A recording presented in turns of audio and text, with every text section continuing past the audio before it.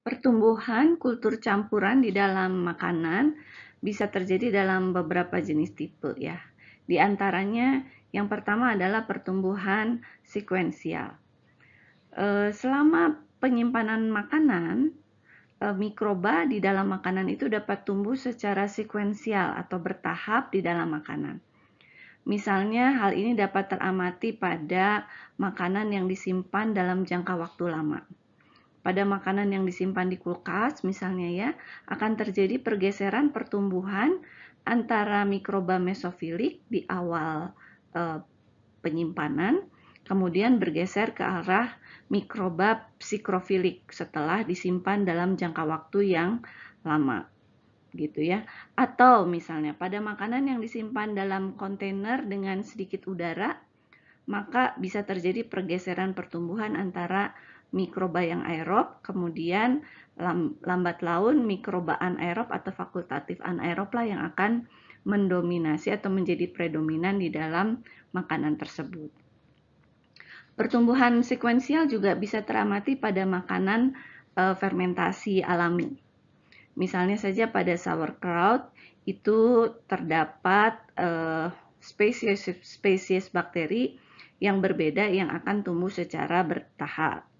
Setiap bakteri akan menciptakan kondisi pertumbuhan yang sesuai untuk mikroba berikutnya. Misalnya kalau pada sauerkraut itu tahap awal pembuatannya kita tambahkan garam dalam jumlah tertentu. Sehingga yang pertama-tama tumbuh adalah mikroba halofilik yang cocok pada kondisi awal pertumbuhan tersebut. Setelah itu mikroba halofilik akan tumbuh dan menghasilkan asam. Selanjutnya, ketika kondisi makanannya sudah berubah menjadi asam, maka berikutnya adalah mikroba yang asidofilik yang akan mendominasi.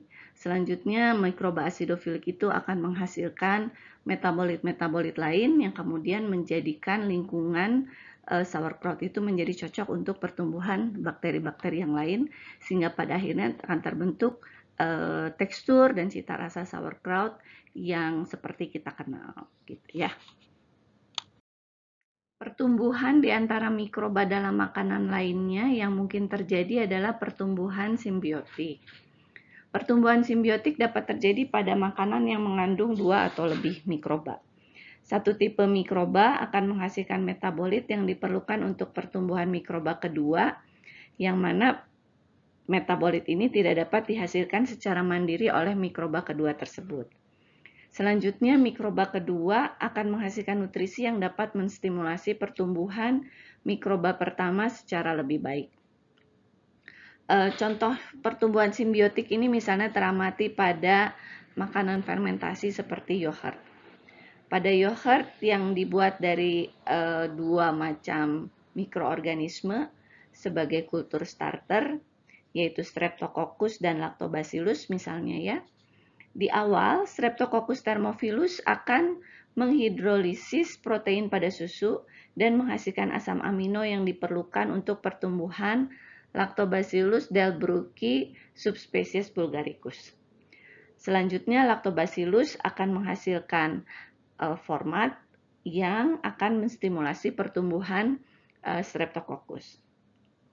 Contoh lain yang bisa kita lihat pada gambar kurva pertumbuhan ini itu juga adalah pertumbuhan simbiotik antara Lactobacillus arabinosa yang membutuhkan fenilalanin dan Streptococcus faecalis yang membutuhkan asam folat, gitu ya. Bisa dilihat pada kurva pertumbuhannya bahwa mix culture dari kedua bakteri ini akan menghasilkan pertumbuhan yang lebih baik karena terjadi interaksi yang simbiotik di antara keduanya.